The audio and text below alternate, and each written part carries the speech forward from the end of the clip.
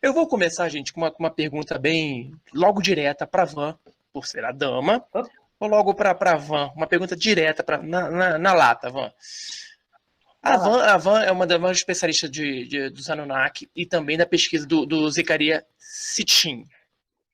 Van, na sua opinião, a teoria do Zecharia Sitchin propõe que os extraterrestres são provenientes do planeta Nibiru, né? Que aí Nibiru, que aí a gente Nibiru, e que a gente fala que seria o planeta X, que seria o planeta estaria na órbita exatamente contrária ao planeta Terra, por isso que não dá para ver, alguns vêm, outros dá uma chancezinha, eles vêm. O que esses seres teriam vindo fazer no nosso... Eles vieram no nosso planeta? E por que eles vieram? O que eles teriam vindo fazer no nosso planeta? Bem, segundo Zecharia Sitchin, os Anunnaki teriam vindo do planeta Nibiru, ou Nibiru, provavelmente Nibiru, porque as acentuações estão sempre no final, né? Agudas, em busca de ouro na Terra, porque eles sabiam que a Terra, que era resultado de uma colisão entre Nibiru e o antigo planeta Tiamat, que formou não somente a Terra, mas também o cinturão de asteroides entre Marte e Júpiter, continha muito ouro, o que é um elemento bem raro no espaço, ao contrário do que muita gente pensa, né? Por exemplo, prata é muito mais abundante na Terra do que o ouro, mas é muito mais abundante no espaço em geral, porque basta uma supernova para se criar muitos elementos, entre eles a prata. Já o ouro depende de uma colisão entre duas estrelas de nêutron. E isso é muito difícil de acontecer. Então, o ouro é um elemento raro. Mas com toda a tecnologia, por que eles não foram para outro lugar em vez de vir na Terra? Não, é difícil encontrar ouro. Então, aí está um dos elementos. E é isso, o Nibiru seria um planeta que faria parte do nosso sistema solar. É uma hipótese, uma tese levantada por Sitchin a partir de evidências textuais, tabuletas de argila mesopotâmicas, e também selos cilíndricos e muitas imagens que parecem remeter a isso. Mas é um planeta hipotético. Sitchin acreditava que poderia ser o tal do planeta X, muito procurado pelos astrônomos. Se não é, a gente vai saber ainda, né? Uma hora a gente vai ficar sabendo. Exatamente, esse planeta X, 12º planeta, um dia a gente vai saber, que dá uma volta 3.000 anos, se não me engano, 12.000 anos, não é isso? 3.000 anos. Um dia, estamos chegando, estamos em 2020, estamos chegando. Falta... Tiago, Sitchin propõe que a órbita do Nibiru tenha 3.600 anos, tá? Todos esses números foram calculados a partir de evidências nos textos.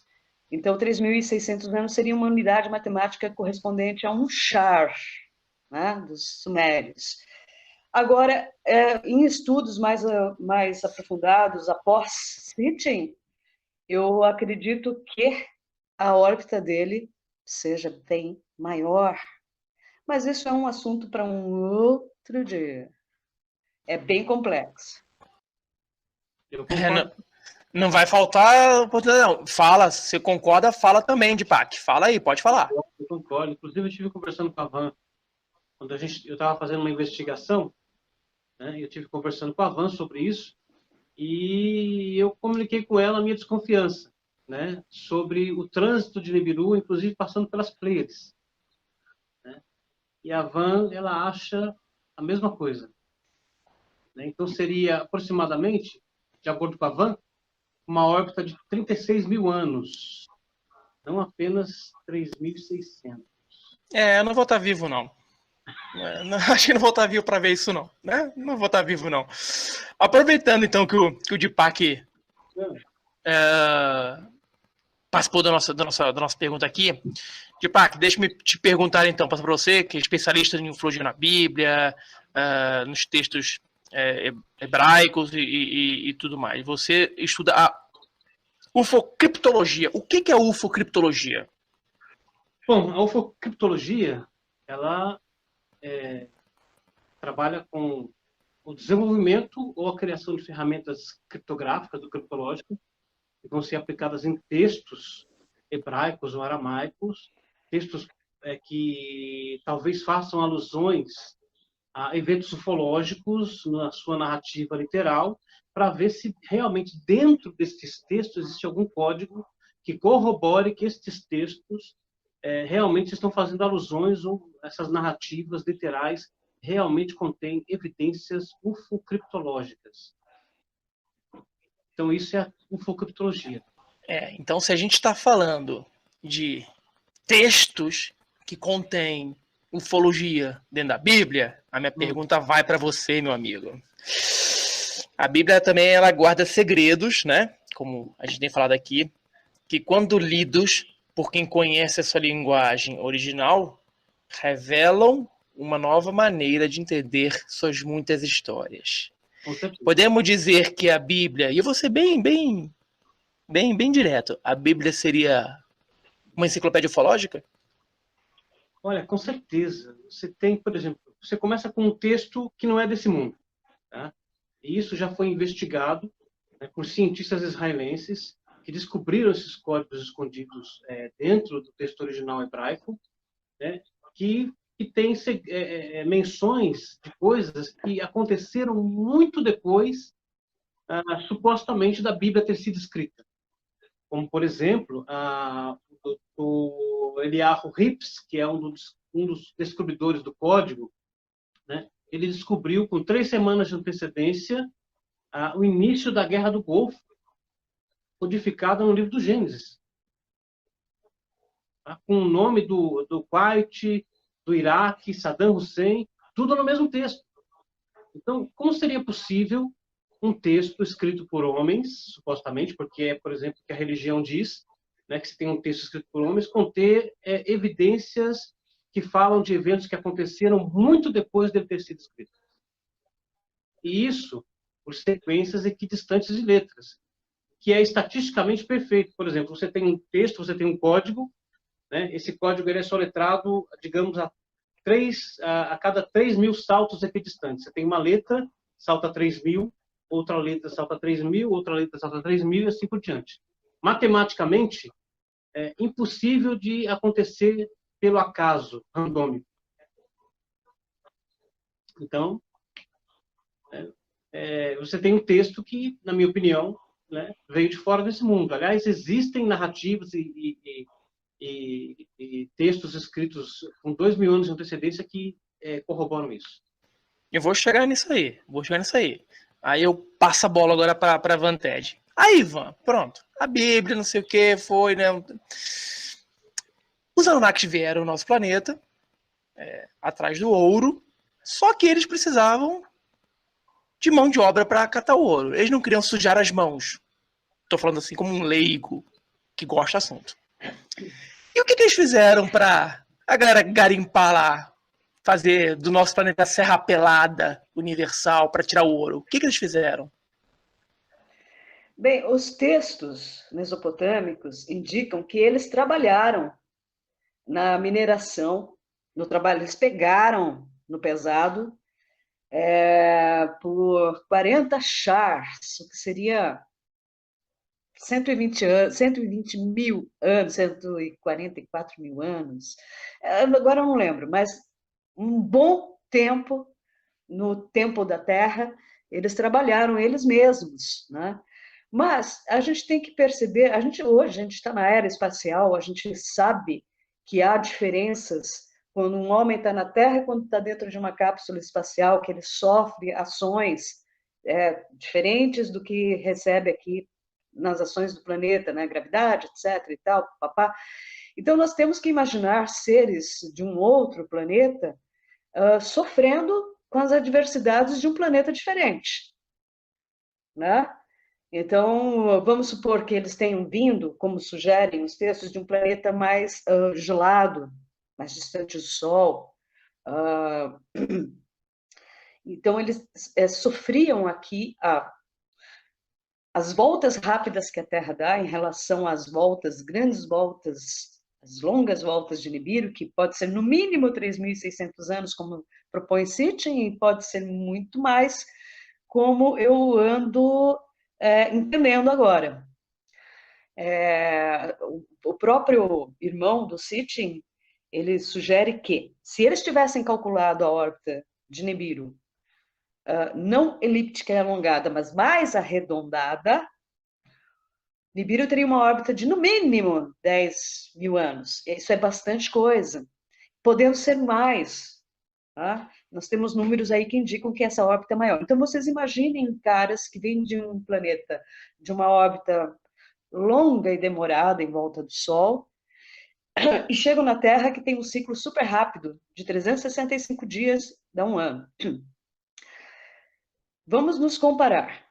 Nós, que temos um ciclo de 365 dias, formando um ano, vamos para um planeta que tem um ciclo de 35 dias em volta do Sol. Como nós iríamos nos sentir? Muito mal, muito afetado. Né? Nós íamos ficar muito afetados por essa diferença. Então, eles fizeram o que eles puderam, e até onde eles puderam usar máquinas, eles usaram, geralmente máquinas poderosas, para cortar montanhas, para perfurar a terra, para buscar no mar, onde eles conseguiram encontrar o ouro através das máquinas deles mesmos, eles fizeram. Depois disso, eles precisaram de mão de obra. A equipe que estava na Terra era pouca, todo mundo tinha a sua própria função. Então, assim, eles criaram um trabalhador primitivo, simples assim. Mas por quê? Porque eles podiam fazer isso, eles tinham conhecimento da engenharia genética. E, enfim, eles criaram, através do que Sitchin supõe que tenha sido o Homo erectus, um ser simiesco já bem avançado na evolução, que já existia na Terra, ainda em seu estado bruto, primitivo, mas já muito próximo do que nós viríamos a ser, se houvesse uma evolução natural. Um dia, esse Homo erectus chegaria a, sei lá, uns 8 milhões de anos na frente, talvez ele chegasse ao que nós somos hoje, talvez levasse muito mais tempo. Nós estamos nesse estágio evolutivo porque os Anunnaki interferiram. Eles nos avançaram geneticamente. Então, a humanidade, o Homo, o ser Homo, o tipo Homo, passou de Erectus subitamente para Sapiens. Ou seja, algo similar entre o Neandertal, o Denisovano, algo assim, alguma coisa assim, que é um salto surpreendente, e os cientistas os põem, esses seres, como primos do Homo sapiens, sapiens, e não como parente direto, porque não conseguem entender o salto, a ligação. Não tem, né? Realmente não está, não tem ossadas intermediárias, os cientistas acusam um salto gigantesco no DNA, a partir da fase Neandertal, desses seres dessa época, né? Quando aparece o poder da fala. Antes os animais não podiam se comunicar, agora já podiam falar, já podiam se comunicar, já tinham uma capacidade cognitiva muito maior.